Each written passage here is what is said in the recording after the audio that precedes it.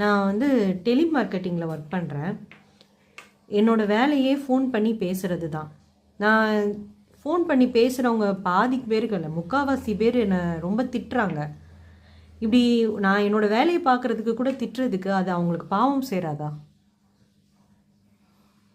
பாவம்னா என்ன மீனிங் அப்படின்னா, பிறருக்கு உபத்திரவம் செய்வது பாவமாகும். யாருக்கு அது அப்படின்னா, கந்த சஷ்டியில் வரும், அசுரர் குடிக்கெடுத்த ஐயா போற்றின். அசுரர்களுடைய குடியை கெடுக்கலாம் அப்படிங்கிறது கந்த சஷ்டியில் இருக்க வரியாக இருக்கிறது. அதை தவிர நல்லவங்கள், அப்ராணிகள், யார் தொந்தரவுக்கும் போகாதவங்கள அவங்கள போய் தொந்தரவு பண்ணக்கூடாது, அவங்களுக்கு உபத்திரம் கொடுக்கக்கூடாது. ஒரு அடுத்தவங்க தொல்லை கொடுக்கறது அப்படின்னாக்கா உடனே வந்து அதர்மமாக நடக்கிறவங்கள கூட அந்த லிஸ்ட்டில் சேர்த்துக்கக்கூடாது. உதாரணத்துக்கு ஜட்ஜி வந்து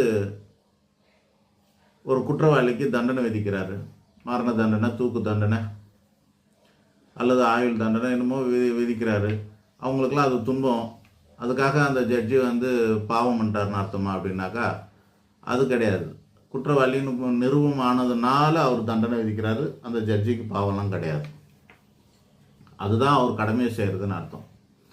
மற்றபடி ஒரு அப்ராணின்னு தெரிஞ்சு, ஒரு அப்பாவின்னு தெரிஞ்சு, அவன் இதில் இன்னோசென்ட்டு, அவன் ஒரு இந்த குற்றத்துக்கு அவங்க சம்மந்தம் இல்லாமல் தெரிஞ்சு உள்ளே போட்டாங்கனாக்கா அதுதான் பாவம். அதுபோல் நீங்கள் டெலிமார்க்கெட்டிங் பண்ணுறீங்க, நீங்கள் வியாபாரம் பண்ணுறீங்க, ஒரு பிரச்சனை கிடையாது, பண்ணிட்டு போங்க. அது காமன் டொமைனில் இருக்கணும், அதாவது பொதுவான ஒரு இடத்துல இருக்கணும்.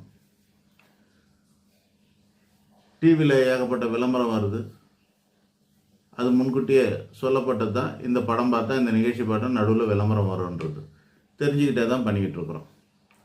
இப்போ அதில் வந்து விளம்பரம் வருதே, அந்த விளம்பரம்லாம் நமக்கு உபத்திரமாக இருக்குதே அப்படின்னா அப்படி கிடையாது. மொத்தமாக நம்ம வேணால் ஷட் டவுன் பண்ணிக்கலாம், டிவியை பார்க்காம இருக்கலாம், யாரும் அவங்கள கம்பல் பண்ணல. அமேசான் பண்ணுறாங்க, ஃப்ளிப்கார்ட்டு, மீஷோ எப்படின்னு சொல்லிட்டு ஆன்லைன் வியாபாரம் நிறைய நடந்துகிட்டு இருக்கு. அவங்க எங்கேயோ விளம்பரம் பண்ணுறாங்களோ ஒழிய, யாராவது உங்களுக்கு ஃபோன் பண்ணி அமேசானில் நீங்கள் இந்த ப்ராடக்ட் வாங்கிக்கிங்க, ஃப்ளிப்கார்ட்டில் இதை வாங்கிக்கிங்கன்னு சொல்லிட்டு உங்களை தொந்தரவு பண்ணுறாங்களா? கிடையாது. அப்போது அது மாதிரி இருக்கணும், நம்ம பாட்டு இருக்கணும். அவங்க வேணுன்றவங்க தேடி தடவி வந்து வாங்கிப்பாங்க.